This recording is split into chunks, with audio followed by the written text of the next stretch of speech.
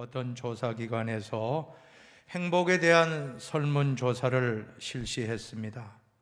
여러분은 행복이 무엇이라고 생각하십니까? 그런데 응답자의 90%가 행복은 가정에 있다라고 답을 했다라고 하는 것입니다. 여러분도 이 응답에 동의하십니까? 나머지 10%는 성공, 재산, 명예 등등 이러한 것들에 행복이 있다라고 답을 하고, 대부분의 사람들은 행복은 가정에 있다라고 답을 했습니다. 그러므로 가정이 화목하지 못한 사람은 행복할 수가 없다는 것입니다.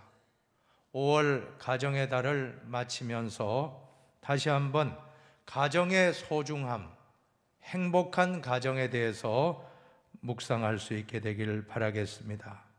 예로부터 가와 만사성, 수신제가 시국평천하라고 했습니다. 가정이 화목하면 만사가 다 이루어지고 몸을 닦고 가정을 잘 다스리고 나라를 다스리고 천하를 평안하게 한다라고 하는 것이 바로 그런 뜻입니다.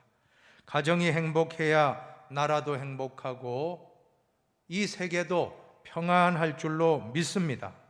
그러나 우리 인생이 불행한 이유는 가정에서 모든 문제가 출발합니다. 아무리 돈을 많이 벌고 아무리 높은 지위에 올라가고 아무리 학식을 쌓고 명예를 얻었다 할지라도 가정이 행복하지 않고 불행하다면 그 인생은 행복한 인생이라고 말씀할 수 없을 것입니다. 가정은 정원과도 같습니다. 가정이라는 단어를 한자로 뜰정자입니다. 집가자에 뜰정자. 즉 가정은 최선을 다해서 아름답게 가꾸어 가야 할 정원이요 뜰이라고 하는 것입니다.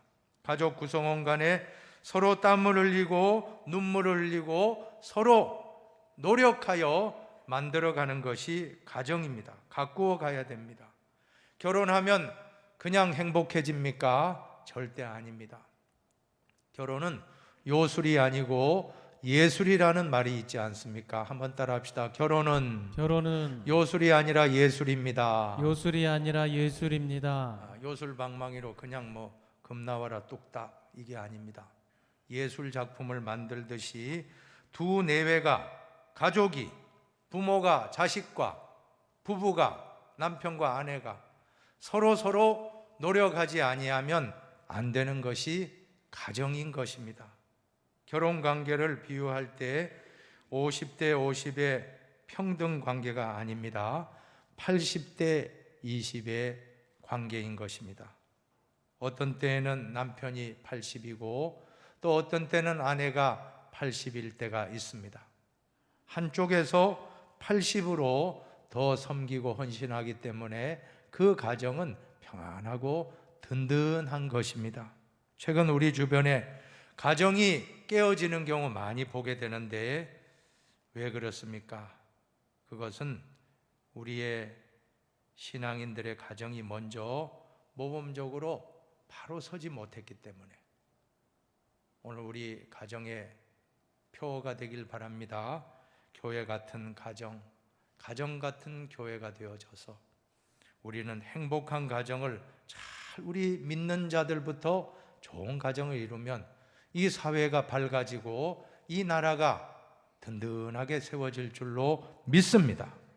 결혼은 금나와라 뚝딱식의 요술방망이가 아닙니다. 예술품을 만들듯이 피차 노력, 피차 복종입니다. 이 가정의 달에 에베소서 5장 21절을 꼭 암송하시기 바랍니다. 같이 암송합시다. 그리스도를 경외함으로 피차 복종하라. 피차 복종입니다. 남편도 복종, 아내도 복종, 또 자녀도 복종, 부모도 복종입니다. 주의 종의 말씀에 여러분 복종하시기 바랍니다. 그러나 주의 종도 성도의 말씀을 때로는 복종해야 됩니다. 피차 복종할 때 그러한 공동체는 행복할 줄로 믿습니다. 그러한 가정은 행복하고 그러한 직장은 행복하고 그러한 교회, 그러한 나라는 행복한 공동체가 된다라고 하는 것입니다. 오늘 본문을 통해서 좀 더 구체적으로 이 가정의 달에 행복한 가정을 만들어가는 비결을 함께 묵상합시다. 먼저 첫째로 행복한 가정을 위해서는 여호와를 경외하며 그 말씀대로 순종하는 것입니다. 1절에 보니까 할렐루야 여호와를 경외하며 그의 계명을 크게 즐거워하는 자는 복이 있도다. 여기에서 경외한다는 말은 히브리어로는 두려워하다, 존경하다라는 뜻입니다. 지극히 높으신 창조주 하나님의 존재를 믿는 것은 하나님을 존경하고 하나님을 두려워하는 사람의 모습입니다. 그래서 히브리 사람들은 구약 성경을 읽을 때에 하나님의 이름이 나오면 으흐 하면서 하나님 이름을 똑바로 부르지 못했다고 하는 것입니다. 그래서 나중에는 여호와 이름 4글자, 4자, 신명, 하나님 이름 4문자라고 하는데 이 4자가 나오면 아도니야, 아도나이라고 주님이라고 불렀던 것입니다. 실제로 랍비가 성경을 통독하는데 히브리 성경을 통독할 때 이 여호와 부분이 나오면 야훼 부분이 나오면 아도나이라고 주님이라고 부르고 있습니다. 읽고 있습니다. 여호와냐 야훼냐 히브리 자음 밑에 방점이 없었기 때문에 과거에 없었습니다. 모음이 없었어요. 그런 논쟁이 붙었던 것입니다. 본래 히브리 성경에는 자음만 있었고 모음은 없었는데 주후 10세기경에 마소라 학자들에 의해서 모음점을 찍을 때 그 당시 이 신명사문자에 아도나이의 모음점을 차용해서 붙여서 여호와라고 불렀다고 하는 데서 유래가 됩니다. 여호와라고 하는 단어가 나오는데 그러다가 나중에 후대의 학자들이 그게 아니다. 야훼가 맞다. 여호와다. 야훼다. 자, 이런 논쟁이 왜 일어났습니까? 10계명 중에 3계명 3가 여호와 이름을 망령되이 부르지 말라. 하나님 이름을 부르는 자체가 너무나도 두려웠기 때문에 그런 하나님 이름 자체가 이게 맞나 저게 맞나 논란이 있을 만큼 히브리 사람들은 그만큼 존중했다는 겁니다. 그런데 요즘 우리가 은혜의 시대를 살기 때문에 하나님의 이름을 함부로 부르고 함부로 대하는 경향이 있지 않습니까? 마치 손자가 할아버지 수염을 잡아당기고 막 이러한 버릇 없이 그런 모습으로 신앙생활을 우리가 하고 있지 않는가? 저는 설교에 곽선희 목사님이라는 분이 있습니다. 소망교회 원로 목사님인데 그 목사님에게 많이 배웠습니다. 그 설교학에 대해서 그분은 항상 2가지를 말씀하는데 어떻게 그렇게 설교를 잘하십니까? 하고 질문을 했더니 2가지입니다. 첫째는 설교하는 것을 즐겨야 된다. 설교하는 것을 괴롭게 생각하지 말고 말씀 전하는 것을 기쁘게 생각하고 전하라. 2번째는 설교자가 말씀 전하기 전에 먼저 하나님의 음성을 들어야 된다. 그래서 그 말씀을 들을 때 파자마 바람으로 말씀을 읽지 말고 가능하면 넥타이 매고 정장하고 가능하면 촛불을 켜놓고 집중해서 다 말씀을 집중해서 들으면 하나님의 말씀이 나에게 들려질 때 그 말씀을 그대로 전하면 그 말씀의 은혜를 받게 될 것이다 하는 그런 간증하는 걸 들어보았습니다. 이것은 설교자에게만 적용할 것이 아니라 오늘 이 자리에 나오신 모든 성도님들이 하나님 앞에 말씀을 들으러 나올 때 사랑하는 여러분, 은혜의 시대라고 하지만 우리가 정성껏 복장도 갖추시기를 축원합니다. 정성껏 구별된 옷을 입고 정성껏 하나님을 경외하는 마음으로 우리는 두렵고 떨리는 마음으로 나와야 될 줄로 믿습니다. 만약에 여러분이 대통령의 초청을 받고 청와대에 여러분이 초청받았다고 생각해 봅시다. 그러면 지각할 분 있겠습니까? 아마도 한 1시간 전에는 갈 것 같아요. 최소 30분 전에 가서 준비하고.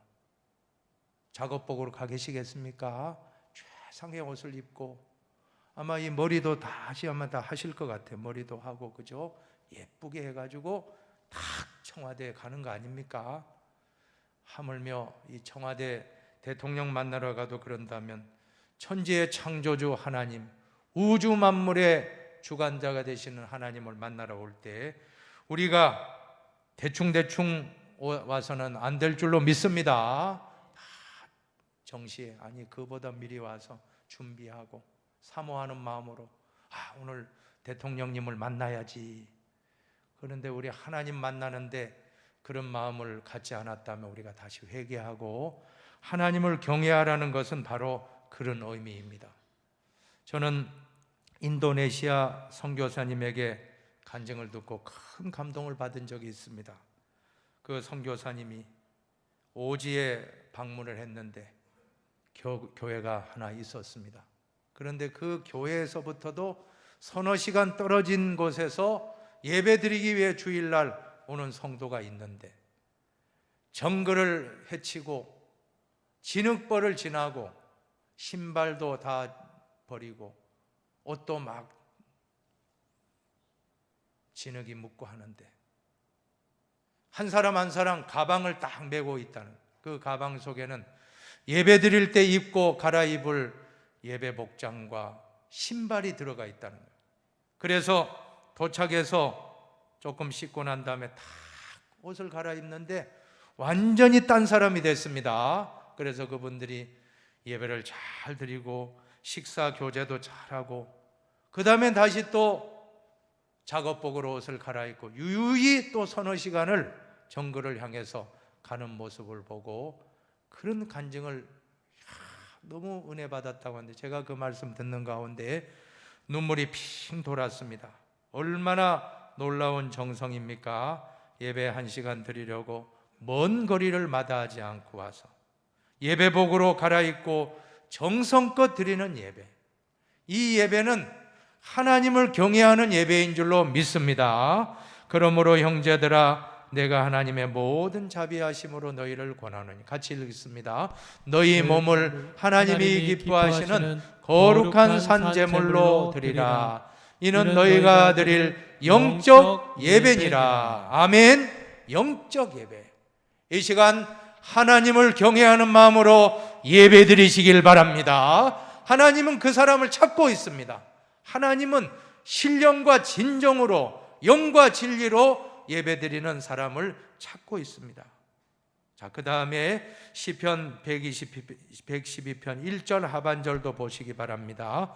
그의 계명을 크게 즐거워하는 자는 복이 있도다. 하나님의 말씀을 즐거워하는 자는 복이 있도다.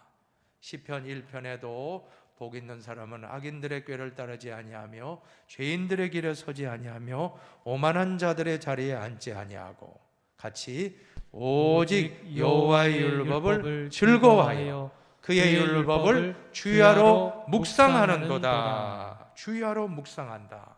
히브리 언어는 작은 소리로 읊조린다. 늘 묵상하고 읊조리고. 공동번역 성경에는 되새기는 사람이로다. 되새기는 사람. 하나님 말씀을 묵상한다는 건 되새기고 되새기고. 얼마나 복된 모습입니까? 우리가 이번에 119 경건생활 캠페인을 통해서 이 하나님 말씀을 묵상했습니다. 되새겼습니다. 썼습니다. 읽는 정도가 아니고 쓰신 분들이 계십니다. 그 말씀을 쓰다가 병이 떠나갔다는 거예요. 위장병으로. 저도 기도해드렸는데 하나님께 안수했는데 낫지 않았어요. 일주일 만에 쓰기 시작한 마태복음 쓰는데 위장병이 깨끗하게 떠나간 줄 믿으시기 바랍니다. 그뿐이겠어요. 말씀을 쓰다가 내 마음이 불안합니다. 너무나도 안정이 안 되는데 말씀을 탁 쓰는 가운데 차분하게 가라앉아서 여러 가지 문제가 있었습니다. 교회 문제가 있었고 가정의 문제가 있고 물질의 문제, 건강의 문제가 있는데 하나님 말씀을 묵상할 뿐만 아니라 하나님 말씀을 직접 친필로 정성껏 쓰는 가운데 하나님이 내 문제의 모든 것을 해결해 주신 것을 믿으시기를 바라겠습니다. 계속 쓰십시오. 저도 계속 사도행전 쓰고 있는데 이번 기회에 한번 신약까지는 한번 완주하시길 바랍니다. 얼마나 감사합니까? 어린아이도 썼어요. 중등부 학생도 한 명 썼고, 또 초등학생은 또 타이핑으로 또 썼고, 연장 91세 된 권사님도 쓰셨고, 어린 학생까지 다 참 너무나 감사해요. 이 하나님 말씀을 주야로 묵상하는 자는 복이 있을 줄로 믿습니다. 어떤 복을 주십니까? 후손의 복을 받았습니다. 2절입니다. 2절 말씀 봉독합시다. 그의 후손이 땅에서 강성하며 정직한 자들의 후손에게 복이 있으리로다. 하나님을 잘 믿는 가정은 그 후손이 복을 받게 된다고 약속하고 있습니다. 정말 틀림없습니다. 사랑하는 여러분, 하나님을 잘 믿으시면 반드시 여러분의 자손이 잘 될 줄로 믿습니다. 후손이 잘 돼요. 아브라함과 이삭과 야곱의 그 신앙의 가문에 후손이 복이 임하지 않습니까? 후손이 복 받기 위해서는 아브라함 같은 마음으로 부지런히 조상이 많이 심으시기를 바라겠습니다. 심은 대로 거두고 심어 놓으면 후대의 자손들이 다 그 열매를 다 먹게 될 것입니다. 여러분, 축복도 유전된다는 말을 들어보셨습니까? 우리 병도, 우리 부모님이 어떤 병이 있다고 하면 자녀도 유전인자가 참 조심해야 됩니다. 그러면 더 2배, 3배로 잘 건강관리 잘 하셔야 되는데, 자, 병도 유전이 되는데 축복도 유전이 된다는 거 들어보셨어요? 아브라함의 복이 이삭에게 전해졌고, 이삭의 복이 야곱에게 유전되고, 자, 이것이 성경적인 복의 원리인 줄로 믿습니다. 내가 어려서부터 늙기까지 의인이 버림을 당하거나 그의 자손이 걸식함을 보지 못하였도다. 같이 읽습니다. 그는 종일토록 은혜를 베풀고 구워주니 그의 자손이 복을 받는도다. 아멘. 우리 힌돌 성도님들 가정마다 다 자손들이 잘 되는 복이 임하기를 축원합니다. 그 다음에는 또 재물의 복을 약속하고 계십니다. 3절입니다. 3절 상반절에 보니까 부와 재물이 그의 집에 있으며, 정말 예수 잘 믿는 가정은 다 복 받았어요. 정말 그렇습니다. 제가 쭉 이렇게 지금까지 신앙생활하고 또 목회를 하다 보니까 정말 그 가정, 신앙생활 잘하는 가정은 그 가정이 또 물질적으로도 잘 되는 걸 볼 수가 있습니다. 우리 대한민국, 우리나라도 보세요. 복음이 들어온 다음 얼마나 큰 물질의 복을 많이 받았습니까?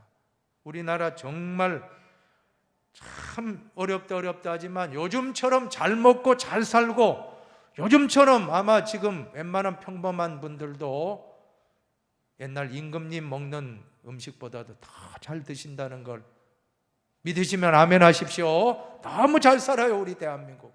너무 지금 얼마나 이 짧은 시간에 산업화의 기적을, 우리 10대 강국입니다.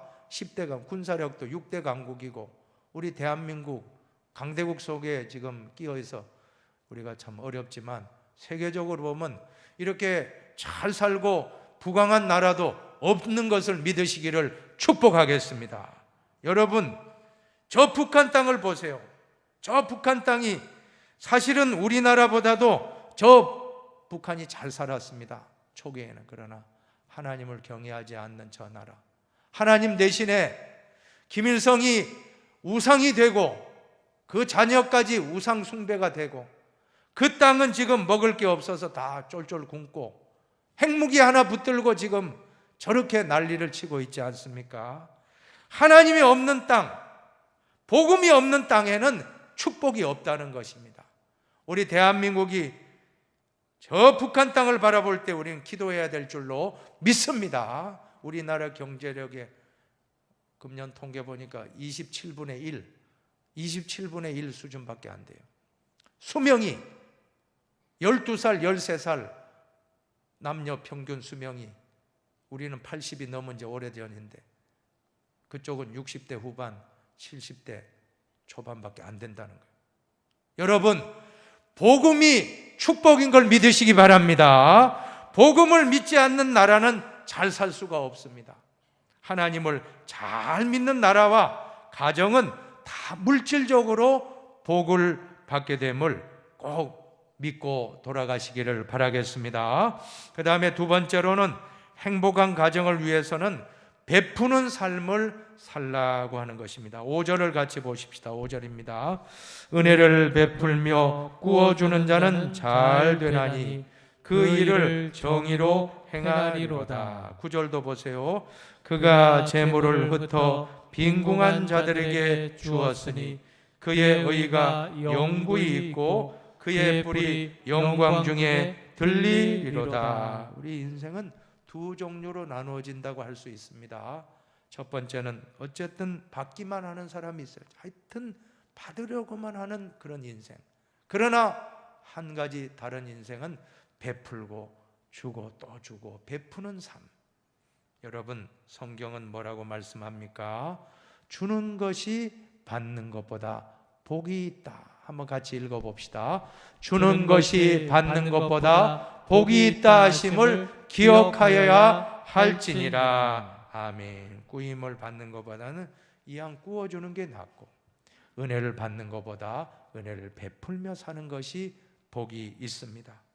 인생을 살다 보면 인생 마지막 때 세 가지 후회를 한다고 하는데, 첫 번째는 좀 더 즐기며 살 걸, 좀 더 참고 살 걸, 좀 더 베풀며 살 걸이라고 후회한다고 하는데, 우리는 베풀지 못한 것에 대한 후회가 없도록 오늘부터라도 하여간 어쨌든 잘 베풀고 사시길 바랍니다. 베풀고 사는데 큰 것 아니라도 괜찮아요.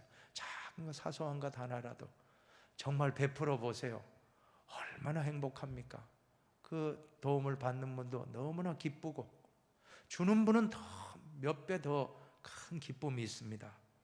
우리가 사소한 것일지라도 인생을 살아가면서 잘 베풀면서 행복을 누리며 살아가시기를 축원합니다.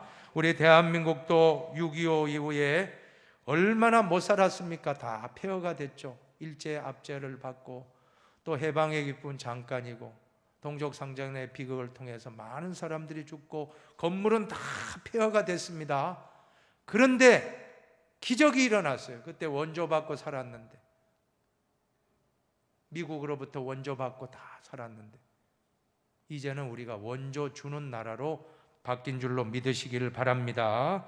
아시아에서 일본 다음으로 우리나라가 유엔의 세계 개발 원조위원회에 가입이 됐다라고 하는 것입니다. 선진국이 된 겁니다.